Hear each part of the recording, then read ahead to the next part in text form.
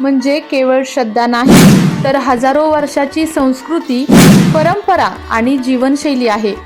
आजच्या बदलत्या काळात या संस्कृतीसमोर कोणती आव्हाने आहेत आणि तिची ताकद काय आहे, जाणून घेऊया या थेट विशेष मुलाखतीत. भक्ती, शक्ती आणि ज्ञान याची परिपूर्ण माहिती. नमस्कार. साधारण न्यूजच्या विशेष मुलाखतीमध्ये मी मंगेश कुंभार तुम्हा सर्वांचं स्वागत करतोय. खरं तर साधारण न्यूजच्या माध्यमातून आपण विविध मुलाखती घेत असतो. या विविध मुलाखती घेण्यामागचा उद्देश एकच आहे की जे आपला प्रेक्षक वर्ग आहे किंवा जे लोक आहेत, या लोकांना खरं तर एक नवीन विषयाची किंवा नवीन घटनेची, संकल्पनेची माहिती व्हावी, हा खरं तर या मुलाखती मागचा आपला उद्देश असतो. 2 दिवसानंतर छत्रपती शिवाजी महाराजांची जयंती साजरी होती. खरं तर ही जयंती साजरी होत असताना या जयंतीची तयारी आहे ती गेल्या 8 दिवसांपासून सुरू होण्यास आता सुरू झालेली आहे. मात्र ही जयंती साजरी होत असताना नेमकी छत्रपती शिवाजी महाराजांची हिंदू राष्ट्रामागची संकल्पना काय होती, त्यांचं नक्की जी दूरदृष्टी होती ती दूरदृष्टी नक्की काय होती, हे आपण खरं तर आज या मुलाखतीच्या माध्यमातून जाणून घेणार आहोत. आपल्यासोबत हिंदू जनजागृती समितीच्या भक्ती दाफळे ताई आपल्यासोबत आहेत. ताई, सातारच्या स्टुडिओमध्ये तुमचं खूप खूप स्वागत आहे. नमस्कार. खरं तर 2 दिवसानंतर शिवजयंती साजरी होते.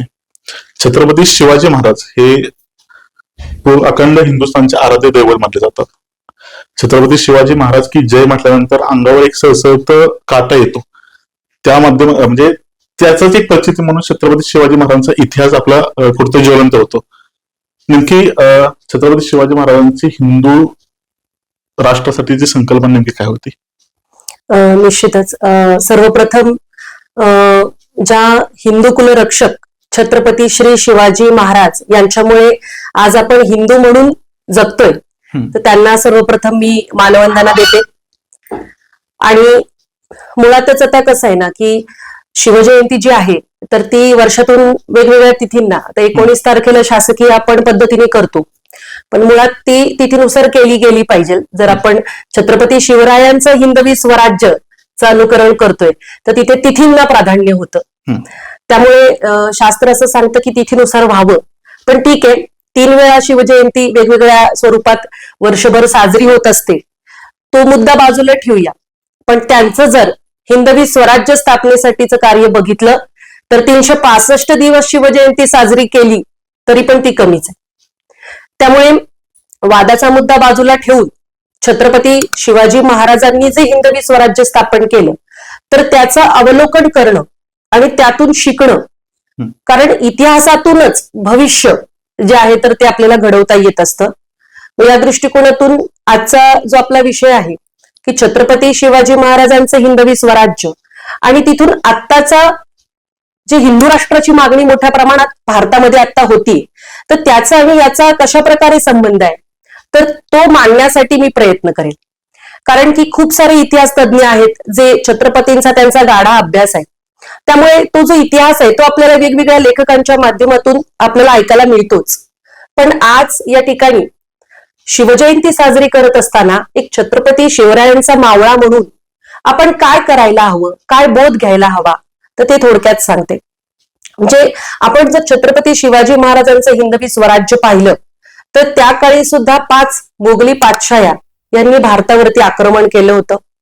आणि यामध्ये त्या मुघलांनी सगळ्यात पहिल्यांदा मंदिरं फोडली, त्यानंतर गोहत्या केली, स्त्रियांची अब्रू लुटली, त्यांना ते पळून घेऊन जायचे, हिंदूंच्या ज्या एकतर जमिनी हडप केल्या. म्हणजे अशा वेगवेगळ्या नानाविध स्वरूपात हिंदूंवरती मोठ्या प्रमाणात अत्याचार चालू होते. खूप सारे जे हिंदू राजे होते तर ते त्यांच्या चाकरीत होते, काहींनी शस्त्रसंधी केली होती. पण अशा भीषण काळात सुद्धा वयाच्या 16व्या वर्षी छत्रपती शिवरायांनी रायरेश्वरावरती हिंदवी स्वराज्याची शपथ घेतली. मग ही शपथ का घेतली त्यांनी? आज काय ना, सगळीकडे त्यांना सेक्युलर दाखवण्याचा खूप मोठ्या प्रमाणात प्रयत्न सुरू आहे, महाराजांना पण मुळातच छत्रपती शिवाजी महाराज हे हिंदवी स्वराज्य त्यांनी स्थापन केलं होतं, हे त्रिकालबाधित सत्य. आणि मग बघा, त्या काळी जी परिस्थिती होती ना, त्यावेळेस राजमाता जिजाऊंनी जे आहे तर आई तुळजाभवानीला म्हणजे त्यांच्या कुलदेवीला साकडं घातलं की माझ्या पोटी असा महापराक्रमी पुत्र जन्माला येऊ दे जो या 5 पातशाह्यांचा निपात करेल. आणि मग त्या माऊलीला जे डोहाळे लागले होते ते हिंदवी स्वराज्याचे डोहाळे लागले होते.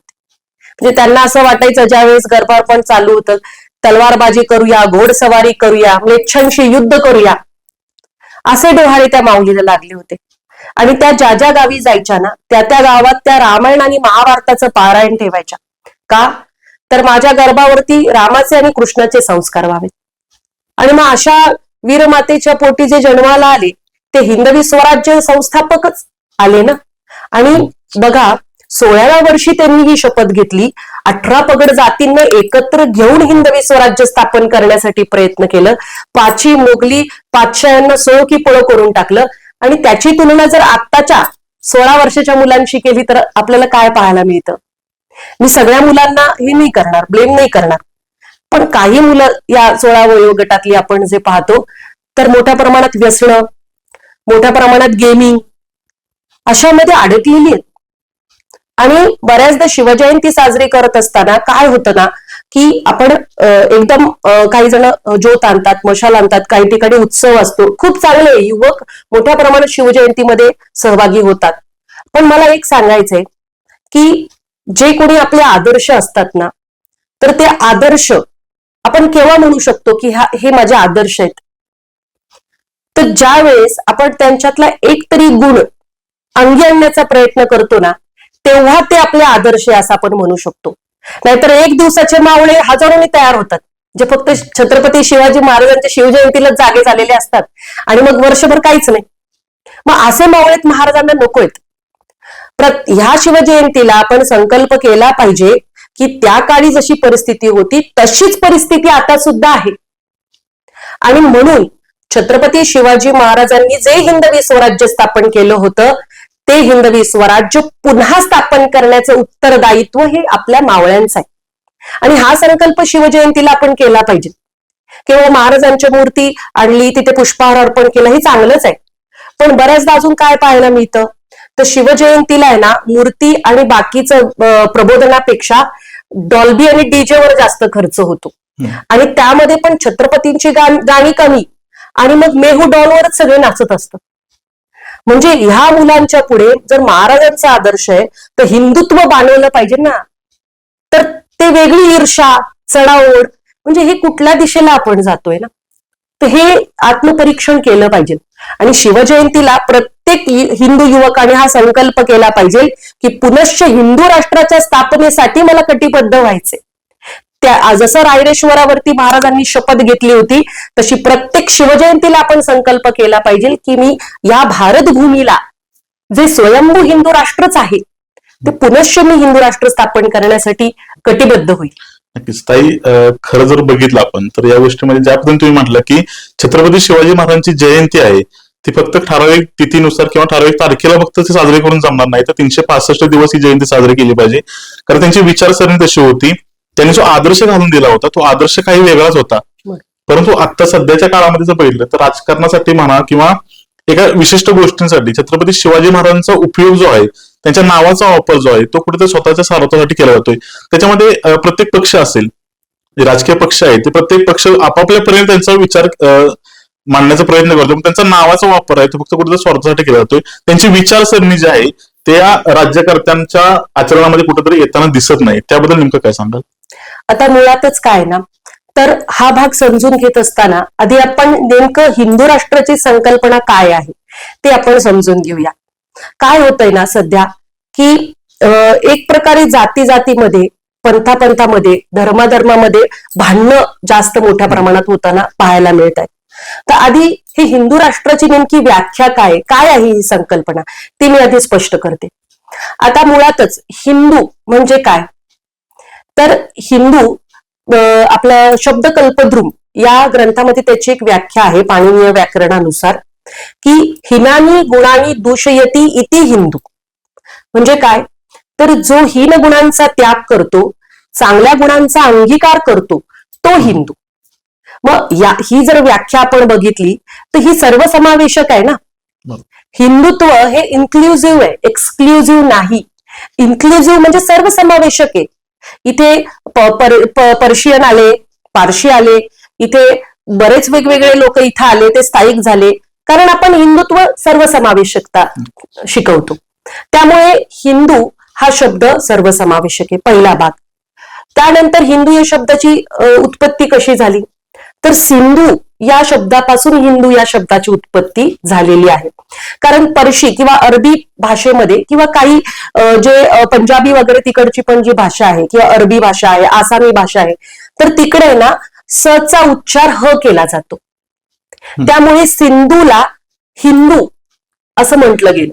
खूप सारे जे परकीय आक्रांते आले होते ना, ते सुद्धा या इथल्या लोकांना हिंदूच म्हणायचे.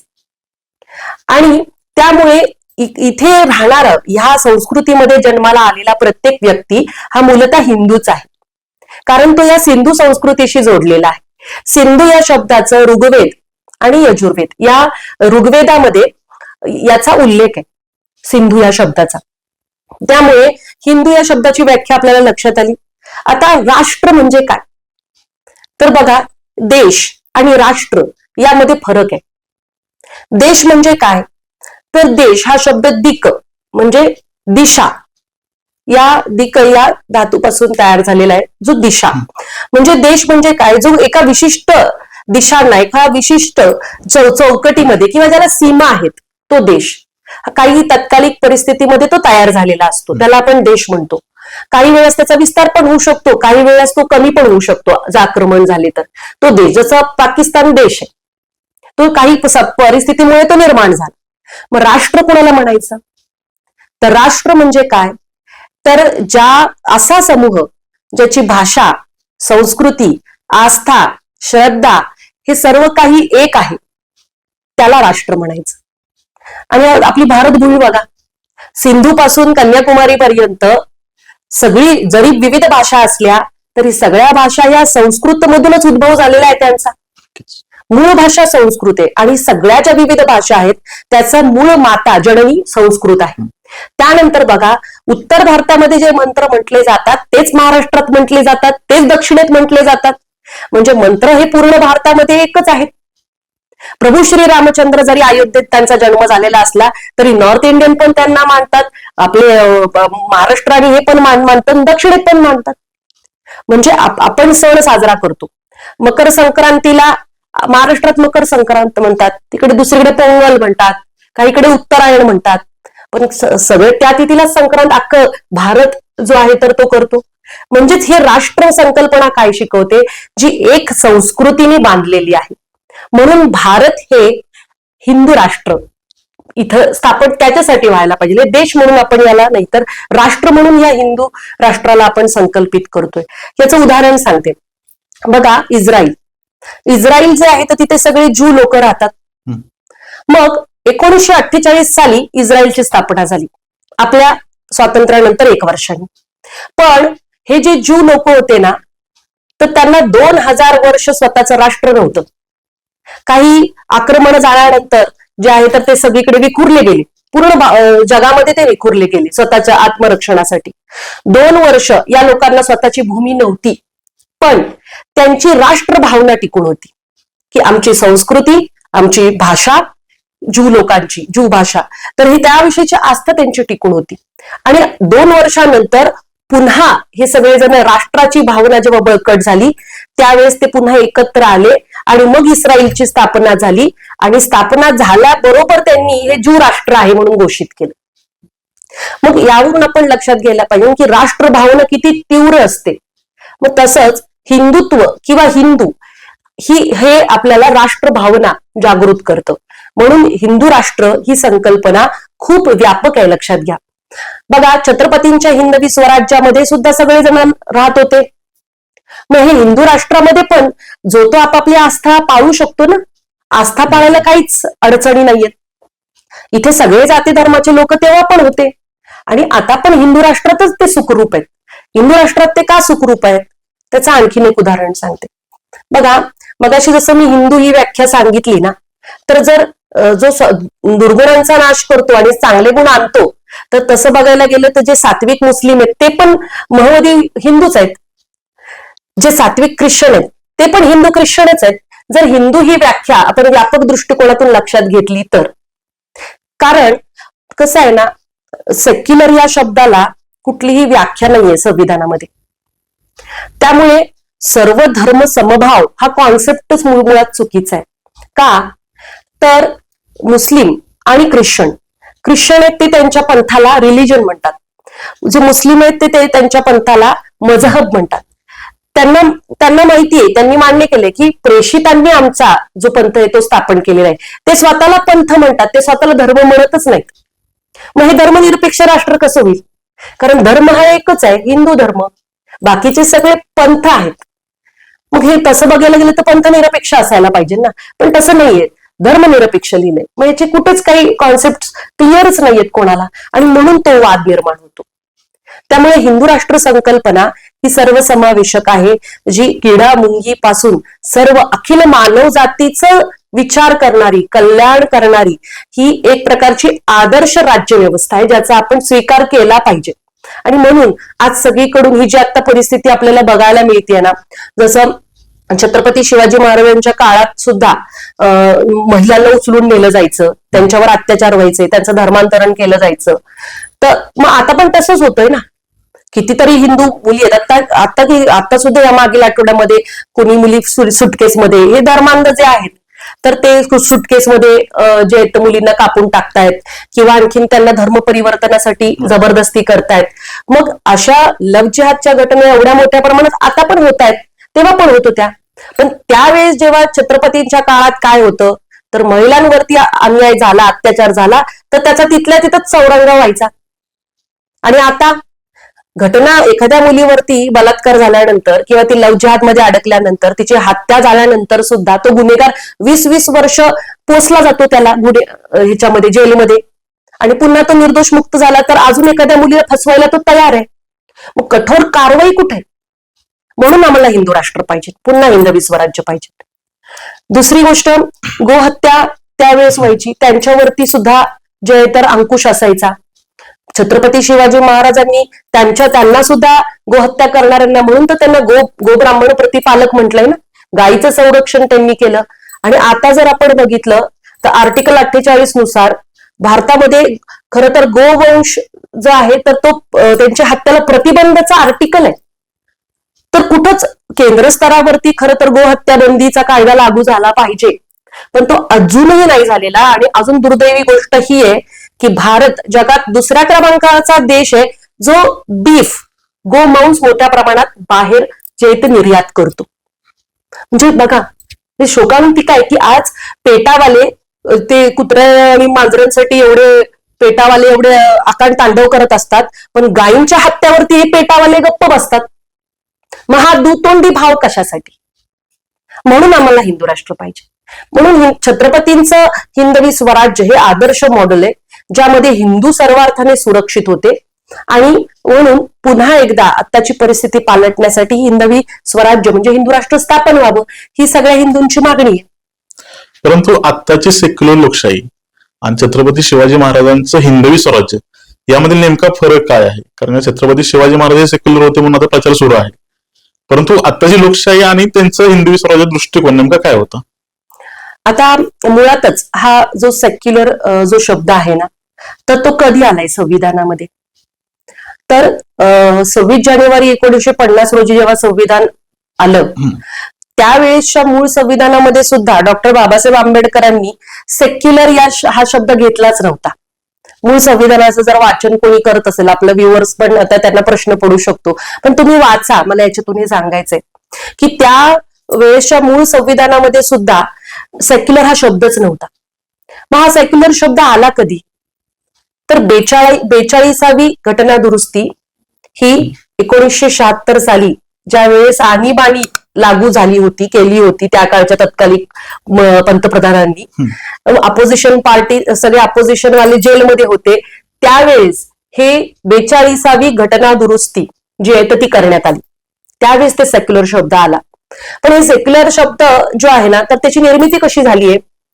युरोपमध्ये जेव्हा ख्रिस्त्यांचे पण 2 कॅथलिक आणि प्रोटेस्टंट हे 2 गट आहेत त्यांचे पण, तर त्यांच्यामध्ये अतिशय मोठ्या प्रमाणात रक्तपात सुरू होता त्यांच्यातच पंथांमध्ये, ख्रिश्चन. आणि मग त्यावेळेस त्यांच्यामध्ये शांती निर्माण व्हावी म्हणून त्यांनी पंथ निरपेक्ष सेक्युलर असं तिकडे युरोपात सुरू केलं आणि तेच आपण आहे तसं इकडे उचलून आपल्या संविधानामध्ये घुसडलं. पण मुळात इथे एकच आपली संस्कृती बघितली तर मुळात इथे पूर्वीपासून हिंदू धर्मच आहे, हे हिंदू राष्ट्रच आहे. इथं महाराणा प्रताप, छत्रपती शिवाजी महाराज, त्यानंतर राजा हरिहरेश्वर, त्यानंतर अहिल्याबाई होळकर, राणी लक्ष्मीबाई यांनी सगळ्यांनी हिंदवी स्वराज्य स्थापन होण्यासाठीच प्रयत्न केले. परकी आक्रमणांवरती त्यांनी आक्रमणं केली. त्यामुळे सेक्युलर हा शब्द मूळ संविधानामध्ये सुद्धा नव्हता, तो नंतर घटना दुरुस्ती करून आणण्यात आला. आता आणखीन काय फरक पाहायला मिळतो तर बघा, आपण जर पाहिलं तर कलम आर्टिकल 28 नुसार जे आहे तर कुठल्याही शासकीय अनुदान मिळणाऱ्या जे काही स्कूल्स आहेत, शाळा आहेत, तर त्या शाळांमध्ये कुठल्याही धर्माचं शिक्षण दिलं जाऊ नये जर शासकीय अनुदान त्या शाळांना मिळत असेल तर, असं आर्टिकल 28 सांगतं. ठीक आहे. त्यामुळे बघा, आता एवढे 100 कोटी हिंदू आहेत, त्यामध्ये आपण सगळेजण शाळेत जातो, पण शाळेत आपण भगवद्गीता शिकू शकत नाही. कुठल्याही आपले सणवार उत्सवाचं जे आहे ते माहिती आपल्याला मिळणं किंवा ते बंधनकारक म्हणजे ते आपल्याला नाही मिळत. उलट पक्षी आपण बघितलं तर आता छत्रपती संभाजीनगरला जे आहे तो बघितलं तर CTET एक्झामला महिलांची मंगळसूत्र काढायला सांगितली कॉपीच्या नावाखाली. आणि दुसरीकडे बघितलं तर आता जी 10वी आणि 12वीच्या एक्झाम सुरू आहेत तर त्याला महाराष्ट्र बोर्ड जे आहे तिथलं स्थानिक जे SSC आणि HSC बोर्ड आहे तर त्यांनी असं पत्र काढलं, परिपत्रक, की मुस्लिम जे विद्यार्थिनी आहेत तर त्यांना बुरख्याची अनुमती द्या तुम्ही.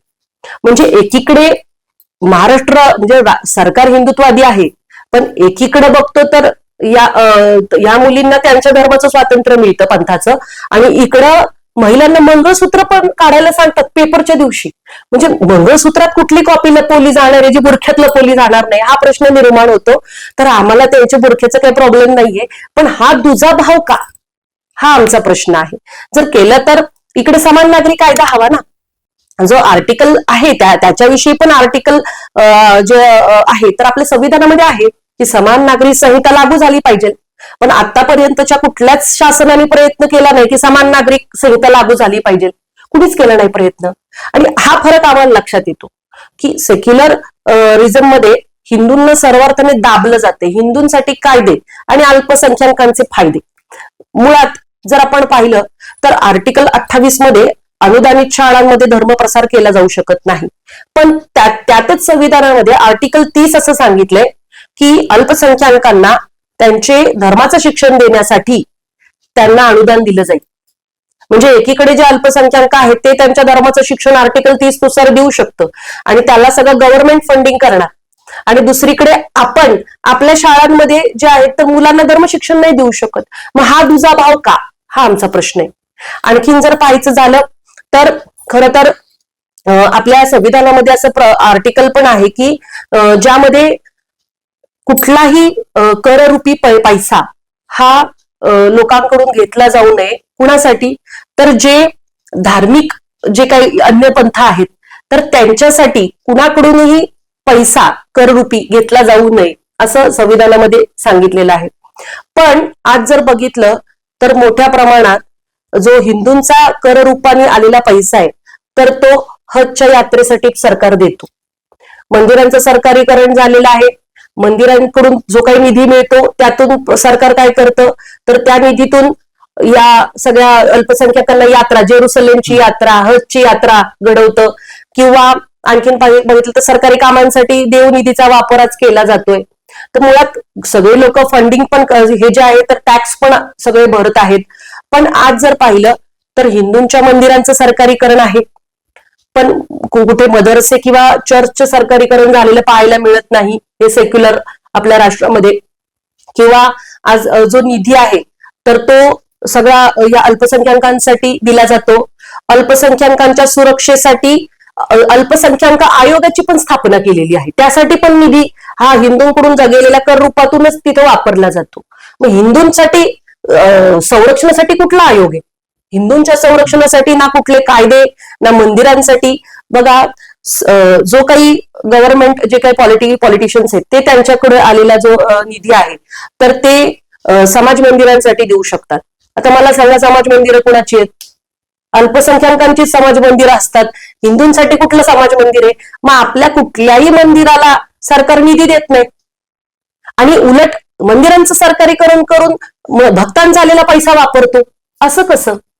मग ही सेक्युलरिझम जो आहे त्याचा दुष्परिणाम हा सगळ्यात जास्त हिंदूंना भोगावा लागतोय. त्यामुळे हिंदूंना कायदा आणि अल्पसंख्याकांना फायदा हा मला पदोपदी पाहायला मिळतोय. त्यामुळे आज हा जनक्षोभ जो आहे तर तो निर्माण झालेला आहे की पुन्हा छत्रपती शिवाजी महाराजांचं जे हिंदवी स्वराज्य होतं, ज्यामध्ये हिंदू हिताची कामं होत होती, तशी पुन्हा व्हावी. आज काय होतंय ना, केवळ हिंदू हिंदू म्हणतात पण हिंदूंना अंधारात ठेवतात. हिंदूंसाठी कायदे करा ना, त्यांना सुरक्षा द्या, मंदिरांसाठी ज्या व्यवस्थापना करा. एवढ्या यात्रा होतात हिंदूंच्या, त्या यात्रांच्या वेगवेगळे उत्सव असतात, यात्रा असतात, त्यासाठी निधी उपलब्ध करून द्या. एक सुव्यवस्थापन, आदर्श व्यवस्थापन होण्याच्या दृष्टिकोनातून सहाय्य करा. तर ते होताना फार म्हणजे बघायलाच मिळत नाही किंवा फार अल्प प्रमाणात पाहायला मिळतं. त्याचबरोबरीने आता आर्टिकल 25 जे आहे तर त्याच्यामध्ये धर्मप्रसार आपण करू शकतो असं आहे. पण मोठ्या प्रमाणात आज धर्मांतरण पण होतंय. आर्टिकल 25 मध्ये कुठेही लिहिलेलं नाहीये की धर्मांतरण करा म्हणून. त्यामुळे आमची ही पण मागणी आहे की धर्मांतरण बंदी कायदा लागू झाला पाहिजे. आता जे आता जे उन्हाळी अधिवेशन सुरू होईल मार्च महिन्यामध्ये, तर त्यावेळेस लव्ह जिहाद विरोधी कायदा हा हिंदू युवती आणि महिलांच्या सुरक्षेसाठी पारित झाला पाहिजे आणि धर्मांतरण विरोधी कायदा देखील पारित झाला पाहिजे. कारण सर्वार्थाने आज सेक्युलर सर्व धर्म समभाव म्हणून हे केवळ हिंदूंच्याच माथी मारलं जाते आणि हिंदूंची सतत गळचिपी होती.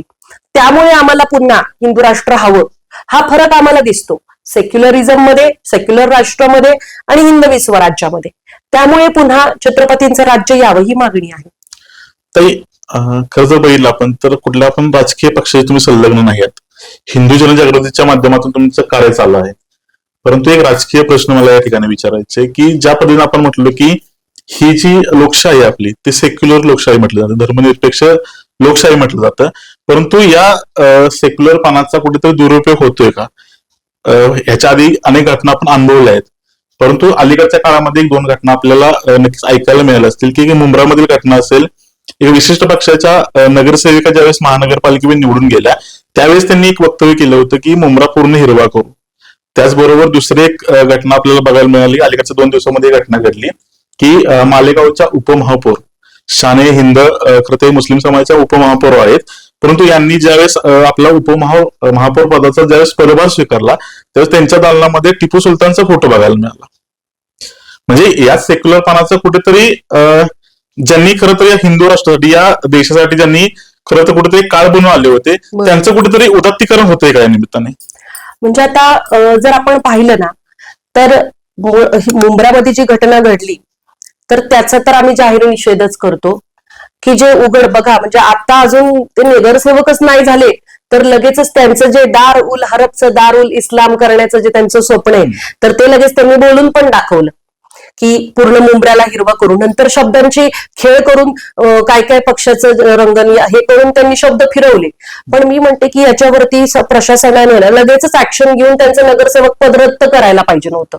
जे आज उघड भारत विरोधी भूमिका घेण्याचा प्रयत्न करतायत, ज्या टिपू सुलतानचं मालेगावमध्ये ते उपमहापौर यांनी लावलेले चित्र, त्या टिपू सुलताननी किती म्हणजे लाखो हिंदूंची हत्या केलेली आहे. इथे तो धर्मांतरणासाठीच आला होता टिपू सुलतान. तो धर्मद्रोहीच आहे हिंदूंसाठी. त्याने हिंदूंचा नरसंहार केला. त्यांना आम्ही आदर्श नाही मानू शकत. आणि मग जर जे टिपू सुलतानाला आदर्श मानतात तर त्यांचं पुढचं विजन काय हे पण त्यातून लक्षात येतंय ना. मग हिंदू तर असुरक्षित आहेत. जर अशी परिस्थिती निर्माण होत असेल, हे खुलेआम म्हणतात की आम्ही हरा करू, नंतर टिपू सुलतानचं समर्थन करतात. या ठिकाणी हिंदवी स्वराज्य स्थापन झालेलं आहे, त्याच्या आधी रामराज्य स्थापन झालेलं आहे. इथे भारत हे स्वयंभू हिंदू राष्ट्र हे सगळ्यांनी लक्षात घ्यावं. या ठिकाणची कसं असतं ना की एखादी संस्कृती नष्ट केली ना की ते राष्ट्र संपवता येतं. आणि आता तेच सुरू आहे की भारताची जी हिंदू संस्कृती आहे त्याच्यावरती सातत्याने घाला घालण्याचा प्रयत्न केला जातोय, या ठिकाणच्या आस्था नष्ट करण्याचा प्रयत्न केला जातोय, इकडचा इतिहास विकृत करण्याचा प्रयत्न केला जातोय, जेणेकरून काय ना, किंवा खोटा इतिहास. आत्ताच्या मुलांना बघा, आपण तरी चौथीला आपल्याला इतिहास होता, आत्ताच्या मुलांना 4च ओळींचा इतिहास. आणि एनसीईआरटीच्या त्या पुस्तकात छत्रपती शिवाजी महाराजांना लुटारू म्हटलेलं आहे. म्हणजे हे तर कहरच आहे. याचा गांभीर्याने विचार केला पाहिजे की अशी परिस्थिती आहे. आणि आम्ही जो हिंदू राष्ट्राचा विषय मांडतोय ना, तर हा कुठलाही धार्मिक तेढ किंवा जातीय तेढ निर्माण होण्याचा प्रश्नच येत नाही. कारण हे आदर्श संकल्पना आहे ज्यामध्ये अखिल मानवजातीचं कल्याण होणार आहे. मी तर म्हणते हे अखिल विश्व हिंदू राष्ट्र असायला पाहिजे, तेव्हाच शांती खऱ्या अर्थाने प्रस्थापित होऊ शकते. कारण बघा, खरं तर 1947 साली ज्यावेळेस भारत स्वतंत्र झाला, आपल्या आधी एक दिवस पाकिस्तान स्वतंत्र झाला. ठीक आहे, पण पाकिस्तान स्वतंत्र झाल्याबरोबर त्यांनी मुळात 25% मुसलमानांसाठी 30% भारताचा भूभाग हा त्यांना दिला गेला. मग एवढा भाग देऊन सुद्धा त्यांनी लगेचच पाकिस्तानला इस्लाम राष्ट्र घोषित केलं. मग खरं तर त्याच वेळेस भारत हिंदू राष्ट्र व्हायला पाहिजे होतं, कारण फाळणी ही धर्माच्या आधारावरतीच झाली होती ना. मग पाकिस्तान जर इस्लामिस्तान झालं तर मग भारत हिंदू राष्ट्र का नाही त्यावेळेस झालं. दुसरी गोष्ट, पाकिस्तान पासून काही वर्षानंतर जे आहे तर बांगलादेश वेगळा झाला. पाकिस्तानचा एक भाग जो आहे तर तो बांगलादेश झाला. बांगलादेश पण लगेचच मुस्लिम राष्ट्र म्हणून घोषित झालं. पण याच्या पुढे जाऊन आता 57 मुस्लिम कंट्रीज आहेत. त्यांची आता स्थिती काय सांगा. तिथे इस्लामी राज्य आहे ना, त्या राष्ट्रांची स्थिती आता काय. लांबचं जाऊ द्या, पाकिस्तानची स्थिती काय आहे, बांगलादेशची स्थिती काय आहे. तिथे इस्लामी राज्य आहे, आता काय स्थिती आहे. आणि भारतामध्ये जर पुन्हा हे पॉप्युलर फ्रंट ऑफ इंडिया सारख्या दहशतवादी संघटनांना पूर्ण भारताला जर इस्लामीकरण त्यांचं करायचं असेल तर मला सांगा, जी पाकिस्तानची आज स्थिती आहे, एखाद्यानं खायला गहू नाहीत अशी परिस्थिती आहे, ती वेळ आपल्यावर पण येऊ द्या. म्हणून मी सांगते की इथं जे आहे तर स्वातंत्र्यवीर सावरकरांचं पण तेच म्हणणं आहे, छत्रपती शिवाजी महाराजांचं पण तेच म्हणणं आहे. त्यामुळे हिंदवी स्वराज्यातच, हिंदू राष्ट्रातच सर्व पंथ गुण्या गोविंदाने राहू शकतात, म्हणून ही आदर्श कॉन्सेप्ट आहे. आणि दुसरी गोष्ट मला सांगा की एखादा पंथ बदलतो म्हणजे नेमकं काय बदलत असेल.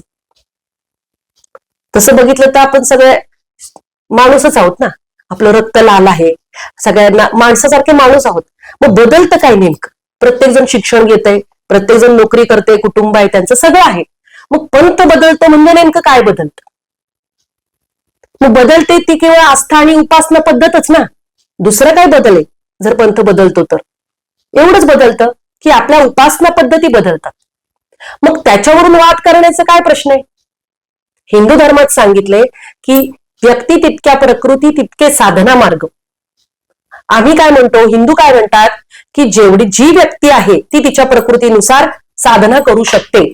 आम्ही म्हणत नाही जर तू आमच्या एका देवाला मांडलं नाही तर तुला दगडाने ठेचू, असं आपण आपला धर्म सांगत नाही. ते जे सांगतात त्यांना माहितीये की ते एका ईश्वराला मानतात, दुसऱ्याला कुणाला मानत नाहीत. मग ते म्हणणार की आम्ही फक्त आमच्या देवाला मानणार, आम्ही राष्ट्रगीताला उभं राहणार नाही, आम्ही वंदे मातरम म्हणणार नाहीत. म्हणजे हे जे ह्या भूमीला मातृभूमी समजतच नाहीत ते या राष्ट्राचा काय विचार करणार मला सांगा. आणि म्हणून हिंदू राष्ट्र जे आहे ना तर ते यासाठीच निर्माण व्हायला पाहिजे की आज जर आपण सेक्युलरिझमच्या नावाखाली यांना सगळ्यांना आपण लोकप्रतिनिधी म्हणून पुढे आणतोय तर ते नेमकेपणाने या भारतीय संस्कृतीचं रक्षण करतायत का, की त्यांच्या डोक्यात वेगळंच प्लॅनिंग आहे. तर हे सुद्धा आत्ताच्या शासनाने, हिंदुत्ववादी शासन आम्ही ज्यांना म्हणतो, त्यांनी बघितलं पाहिजे किंवा ते बघत पण असतील, पण तत्परतेने याच्यावरती ऍक्शन घेतली पाहिजे. कारण की हे लोकांचा असाच जर आत्मविश्वास वाढत राहिला तर पर्यायाने उद्या हिंदूंना जे आहे तर जसं काश्मीरमधून रातोरात हिंदू सगळे पळून गेले, निर्वासित झाले, किंवा मालेगाव मध्ये पण आज हिंदूंची संख्या कमी झालेली आहे, तर तशी परिस्थिती पूर्ण भारतभर निर्माण होईल.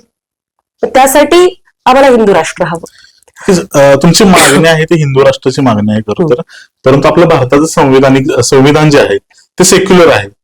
मग संविधान सेक्युलर असताना खरं तर हिंदू राष्ट्राची मागणी तुम्हाला असंवैधानिक वाटत नाही का?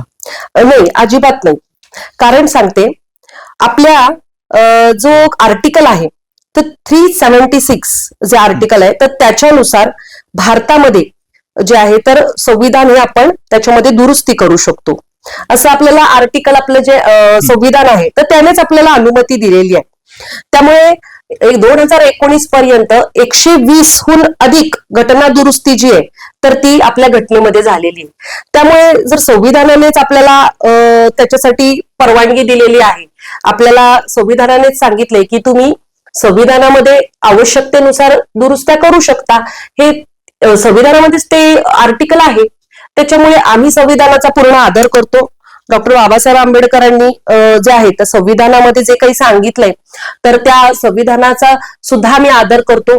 पण नंतर काही घटना दुरुस्त्या झालेल्या आहेत ज्याच्यामध्ये हिंदू विरोधी बरेचसे कायदे झाले, किंवा तत्कालीन जे काही त्यावेळेसचे कायदे होते त्या कायद्यांमुळे सुद्धा आज बहुसंख्यांवरती जे आहे तर अन्याय होतोय, हे आमच्या आता लक्षात येत आहे.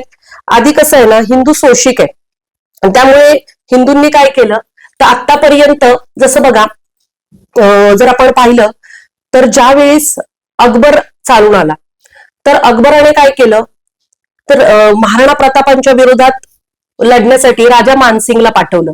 अकबर कधी लढायला नव्हता, त्याने लढायला कोणाला पाठवलं, जे शस्त्रसंधी करून त्या मुघलांना भेटले होते, जे नाही लढू शकले मुघलांशी, जे शोषितपणे गेले, त्यांच्या शरण गेले, त्यांच्यावर नको आमचं राज्य उद्ध्वस्त व्हायला, त्यापेक्षा आम्ही तुमचे चाकर होतो असं ते शरण गेले. त्याच हिंदूंना त्यांनी आपल्या राजांशी, जे हिंदवी स्वराज्याला म्हणजे इथल्या स्थानिक अस्मितेला जे अडीग होते, इथली संस्कृती, माता बहिणी गोमाता सगळ्यांच्या रक्षणासाठी तत्पर होते, त्या राजांच्या विरोधात या ठिकाणचेच काही राजे जे त्यांचे चाकर झाले होते त्यांना लढायला पाठवलं. छत्रपती शिवाजी महाराजांसोबत सुद्धा लढण्यासाठी मिर्झा राजे जयसिंगाला पाठवलं होतं औरंगजेबाने. औरंगजेब कधी युद्धाला आला नव्हता, औरंगजेबाने कधीच लढाई लढली नाही. त्यांनी राजांशी लढायला कोणाला पाठवलं, मिर्झा राजा जयसिंगाशी. आणि औरंगजेबाच्या मृत्यूनंतर सुद्धा मुघलांना राज्य करता आलं भारतात, का तर दुसरा जयसिंग राजा त्याने मुघलांना मदत केली म्हणून. म्हणजे हे मुघलांमध्ये एवढी धमक नाहीये समोर येऊन लढण्याची.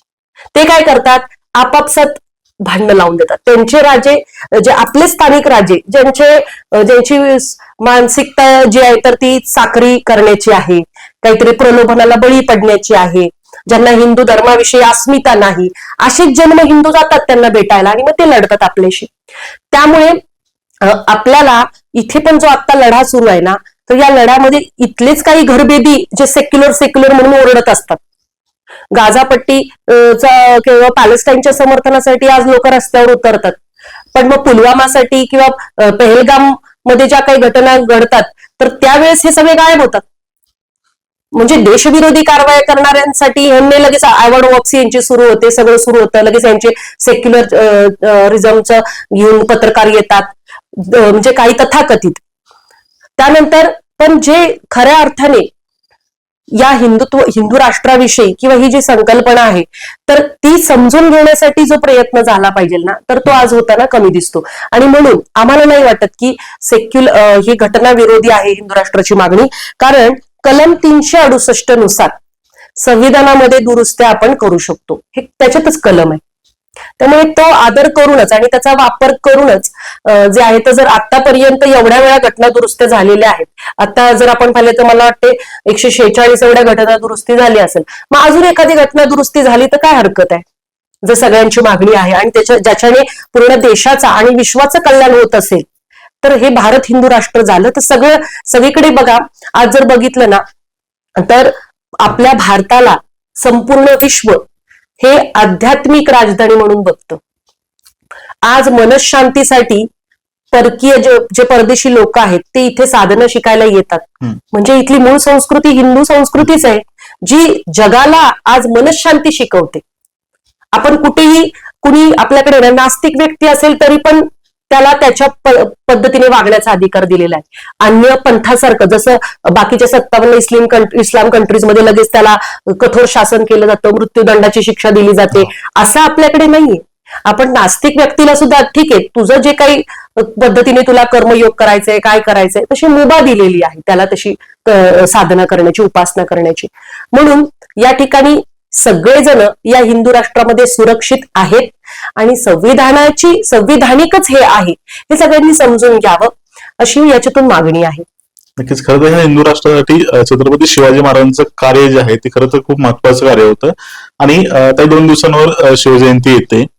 परंतु ज्या पद्धतीने तुम्ही मागाशी म्हटलं की फक्त शिवजयंती दिवशीच आपल्या कार्यकर्त्यांच्या किंवा मावळ्यांच्या अंगामध्ये छत्रपती शिवाजी महाराजांचे विचार असतात, परंतु हे विचार फक्त शिवजयंती पुरतेच नको आहेत. तर हे कायमस्वरूपी राहावे, त्यांच्या विचारसरणीवर खरं तर हा देश चालावा, हे राष्ट्र चालावं, यासाठी नेमका काय संदेश द्याल तुम्ही?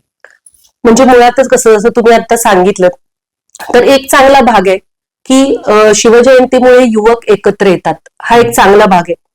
ते काहीतरी धडपड करतात, ज्योत आणतात, काहीतरी त्या दिवशी अस्मिता निर्माण होते. पण ही 365 दिवस टिकून राहणं फार गरजेचं आहे, कारण आत्ताचा काळ फार प्रतिकूल झालेला आहे. आज दिवसाढवळ्या महिलांवरती अत्याचार होत आहेत, त्यांची हत्या होत आहेत, लहान लहान मुलांच्या आत्महत्यांचं प्रमाण वाढलेलं आहे. मग अशा स्थितीमध्ये छत्रपती शिवरायांचा आदर्श घेऊन हिंदवी स्वराज्य स्थापन होण्यासाठी रोज किमान 1 ते 2 तास दिला पाहिजे ना आपल्या आयुष्यातला.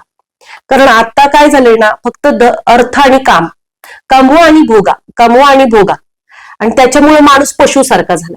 मग कमवा, कसं पण कमवा आणि नुसतं भोगा, त्याच्यामध्ये ना धर्म आहे ना मोक्ष आहे.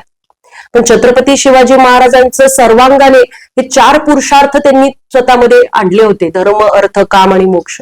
स्वतः ते आई तुळजाभवानीचं नामस्मरण करायचे, त्यांच्या गळ्यात जे आहे तर कवड्याची माळा होती, प्रत्येक मोहिमेआधी ते आई तुळजाभवानीच्या पुढे साकडं घालायचे, सतत मुखात जगदंब जगदंब असायचं. म्हणजे सात्विकतेचे संस्कार त्यांच्यावरती होते ना. मग असं किती मुलं नामस्मरण करतात, किती त्यांच्या आराध्यांची उपासना करतात, कारण आध्यात्मिक बळ पण हल्ली हवं ना. ते आध्यात्मिक बळ नसल्यामुळं काय झालंय ना, माणसं एकटी पडू लागलेली आहेत, मनोबल कमकुवत झालेलं आहे. मग छत्रपतींवरती तर केवढे आघात झालेत, केवढे जवळचे मावळे शिलेदारांचा मृत्यू त्यांना पाहावा लागला. मग त्यांचं मन किती पचवलंय ना दुःख, आणि हल्ली लोकांना काहीच पचवता येत नाही. मग या आदर्शातून आपण काय शिकतो? मग म्हणून छत्रपती शिवाजी महाराजांचा विचार घराघरात पोचवणं हे आत्ताच्या युवकांनी करणं गरजेचं आहे. ही युवा शक्तीच आपल्या राष्ट्राचं रक्षण करू शकते. पण कधी? जेव्हा आपण खऱ्या अर्थाने छत्रपतींचं स्वप्न जे आहे, जे हिंदवी स्वराज्य त्यांनी निर्माण केलं, ते टिकून ठेवण्यासाठी, खरं तर आता ते टिकलेलं कसं, म्हणजे आपल्याला पुन्हा निर्माण करावं लागणार आहे, कारण आता हे राष्ट्र आपलं सेक्युलर झालेलं आहे. जे मूळ घटनेत नव्हतंच ते आता 42वी घटना दुरुस्ती त्याच्यामध्ये केली. मग पुन्हा एकदा युवकांनी या शिवजयंतीच्या दिवशी जे आहे तर जसं महाराजांना इथे गोमाता, स्वमाता, भूमाता, राष्ट्रमाता ही सुरक्षित राहण्यासाठी प्रत्येक युवकांनी प्रयत्न केले पाहिजेत. केवळ मी, माझं घर, माझी मुलं असा विचार, संकुचित विचार करून जर आपण राहिलो तर आपण काही दिवसांनी नष्ट होऊ. आपण आपल्या राष्ट्राचा, आपल्या हिंदू धर्माचा, आपल्या हिंदू लोकांचा विचार केला पाहिजे. कारण खऱ्या अर्थाने माणुसकी शिकवणारा धर्म हा हिंदूच धर्म आहे. त्याच्यामुळे तो शिकणं, त्यानुसार आचरण करणं, स्वतःमध्ये परिवर्तन घडवणं हे गरजेचं आहे. आणि त्यासाठी यावेळेस जे काही आहे तर अशी वेगवेगळी व्याख्यानं आयोजित करा, ज्यातून खरंच छत्रपती शिवाजी महाराजांचं आयुष्य सगळ्यांपुढे, त्यांचं चरित्र जे आहे ते पोहोचेल. पण केवळ श्रवण भक्ती न करता त्याप्रमाणे कृती पण करण्याचा संकल्प केला पाहिजे. कारण अन्न वस्त्र निवारा यापेक्षा पण आधी सुरक्षा हा मोठा प्रश्न आता निर्माण झालेला आहे. सुरक्षित राहिलो तर अन्न वस्त्र निवारा, नाही तर आता सगळेच जण आपल्या मुली, आपल्या भूमी सगळं हडप करायला आता बसलेलेच आहे, सगळे आवासून बसलेले आहेत. मग अशा याच्यामध्ये आपण हिंदूंनी संघटित राहणं, हिंदू राष्ट्रासाठी आधी स्वतःच्या अंतरंगात हिंदू राष्ट्र स्थापन झालं पाहिजे, त्यासाठी प्रयत्न करणं. आणि आता जे काही प्रशासन आहे तर ते प्रशासनाने सुद्धा केवळ जे काही 75 वर्षामध्ये आता अल्पसंख्याकांचं लांगुल चालन झालेलं आहे. युरोपमध्ये बघा आताची परिस्थिती, पोलंड सोडला ना, पोलंडनीच फक्त नो मायग्रेटर्स, म्हणजे इथे कुणीही जे मायग्रेट करणारे आहेत, जे स्थलांतर करणारे आहेत जे लोक, किंवा काय म्हणतात त्यांना, जे स्थायिक होतात एखादा देश सोडून आल्यानंतर, तर असे बाहेरून आलेली जी लोक आहेत ना, तर पोलंडनी कुणालाच येऊन दिलं नाही. मग ज्या ज्या राष्ट्रामध्ये आज 8 देशांमध्ये जे आहे तर मुस्लिम गव्हर्नर किंवा महापौर असे झालेले आहेत, तर आम्हाला काही प्रॉब्लेम नाहीये त्याचा. पण ते आले की ते म्हणणार आम्ही सगळं हिरवा करू, मग असं म्हटल्यावर आम्हाला प्रॉब्लेम आहे. मग त्या गोष्टीचा आम्ही निषेध करतो की माणूस म्हणून हिंदू धर्म आम्हाला वसुदैव कुटुंबकम शिकवतो. पूर्ण ही वसुधा जी आहे, वसुंधरा जी आहे, पूर्ण पृथ्वी ती आमची कुटुंब आहे, ही भावना आम्हाला आमचा धर्म शिकवतो, आमचं राष्ट्र शिकवतं. पण या राष्ट्रावर जर तुम्ही आक्रमण करत असाल, इथली संस्कृती जर त्याच्यावरती आघात करण्याचा प्रयत्न करत असाल, तर तो जो आहे तो टॉलरेट केला जाणार नाही, ही आमची याच्यातून मागणी आहे. आणि पुन्हा हिंदू राष्ट्रच सगळ्या अर्थाने यांची ह्या पंथासाठी सुद्धा यांना पण उपासनाच करायची ना शेवटी. म्हणजे मला तेच सांगायचंय की आर्टिकल 25 काय सांगतं की तुम्ही प्रसार करा, पण धर्मांतरण करा नाही सांगत ना. हे लोक काय करतायत ना, प्रसार तर होतोय का नाही माहित नाही, पण धर्मांतरण करतायत. त्याला आमचा विरोध आहे आणि ते पण बळजबरीने फसवून करतायत. म्हणून या दृष्टीने या गंभीर समस्यांकडे लक्षात घ्यावं. धर्मांतर म्हणजे राष्ट्रांतर आहे. राष्ट्र जेव्हा धर्म नष्ट होतो, संस्कृती नष्ट होते, त्यावेळेस राष्ट्र नष्ट होत असतं. त्यामुळे केवळ मी माझं कुटुंब या विचारात जर आपण राहिलो तर कालांतराने जे आता कमवतोय ते पण खायला आपण शिल्लक राहणार नाही. त्यामुळे सुरक्षित भारत जर निर्माण व्हावा असं वाटत असेल, सुरक्षित राष्ट्र जर व्हावं वाटत असेल, तर ते हिंदू राष्ट्र असू शकतं, ही आमची ठाम श्रद्धा आहे. कारण त्याचं ज्वलंत उदाहरण म्हणजे छत्रपती शिवाजी महाराज आहेत. तर म्हणून या शिवजयंतीच्या दिवशी सर्व युवकांनी एक छत्रपतींचा मावळा म्हणून आणि शिलेदार म्हणून हिंदू राष्ट्रासाठी पुनश्च प्रयत्न करण्यासाठी कटिबद्ध होऊया. धर्मासाठी रोज किमान 1 तास देऊया, एवढं मी आवाहन करते. नक्कीच ताई, खरं तर शिवजयंतीच्या माध्यमातून शिवजयंती येत असतानाच आपण खरं ते खूप मोठा आणि खूप मोलाचा संदेश आपण या ठिकाणी प्रेक्षकांना दिला आहात. हे हिंदू राष्ट्रासाठी खरं तर झटत असताना एक दिवस नक्की येईल की हे राष्ट्र आहे ते हिंदू राष्ट्र होताना आपल्याला बघायला मिळेल. या शुभेच्छा घेऊन खरं तर तुम्ही या ठिकाणी आपण आलात, त्यासाठी सातारा न्यूज परिवार करून आपले खूप खूप धन्यवाद. धन्यवाद. मी पण सातारा न्यूज चॅनलचे सगळे जे व्यवस्थापक आणि चॅनलची टीम आहे त्यांचं पण मनापासून आभार व्यक्त करते की तुम्ही हे विचार मला मांडण्याची इथे संधी दिली, तर त्याबद्दल पण धन्यवाद. नमस्कार.